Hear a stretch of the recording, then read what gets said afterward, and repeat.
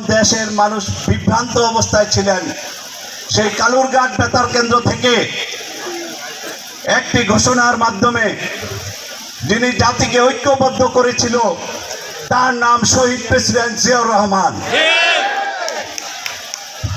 যিনি স্বাধীনতা যুদ্ধে সম্মুখে জেড ফোর্সের অধিনায়ক হিসেবে নেতৃত্ব দিয়ে বীর উত্তম খেতাব অর্জন করেছিলেন এবং পরবর্তীতে এদেশে বহুদলীয় গণতন্ত্রের প্রতিষ্ঠা করেছিলেন এবং দেশের যে স্বাধীনতা, সংবাদপত্রের স্বাধীনতা ছিল না, সেই সংবাদপত্রের স্বাধীনতা দিয়েছিলেন।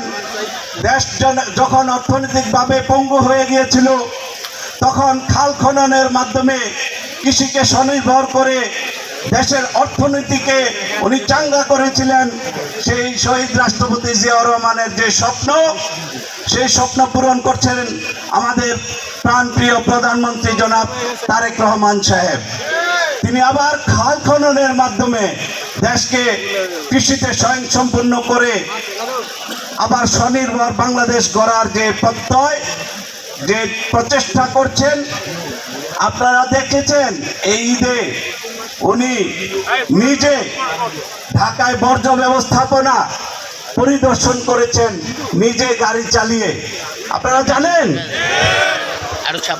উনি একমাত্র প্রধানমন্ত্রী যিনি সিগন্যাল ভাঙেন না, আইন মান্য করে ট্রাফিক জ্যামের মধ্যে বসে থাকেন। উনি যে দৃষ্টান্ত সৃষ্টি করছেন, বাংলাদেশ জাতীয়তাবাদী দলের প্রবক্তা যে শহীদ প্রেসিডেন্ট জিয়াউর রহমান যে স্বপ্ন দেখে গেছিলেন, সেই স্বপ্ন ওনার সুযোগ্য সন্তান বাংলাদেশকে স্বনির্ভর করার লক্ষ্যে পূরণ করছেন।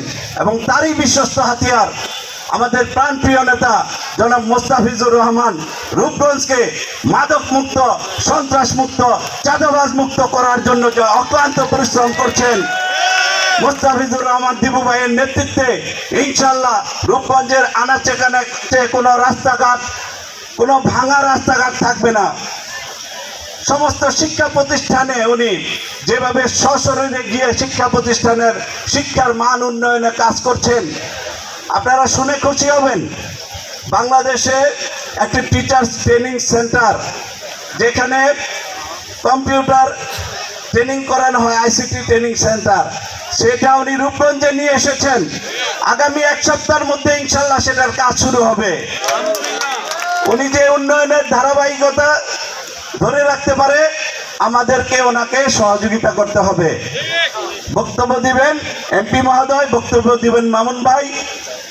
আপনারা সকলে এখানে উপস্থিত হয়েছেন, আপনাদের সকলের সুস্বাস্থ্য কামনা করি। পরিশেষে শহীদ রাষ্ট্রপতি জিয়াউর রহমানের রুহের আত্মার মাগফিরাত কামনা করি। আল্লাহ পাক যেন ওনাকে জান্নাতের উঁচু মাকাম দান করেন। সবাই বলেন আমিন। আল্লাহ হাফেজ। বাংলাদেশ জিন্দাবাদ, বাংলাদেশ জাতীয়তাবাদী দল জিন্দাবাদ।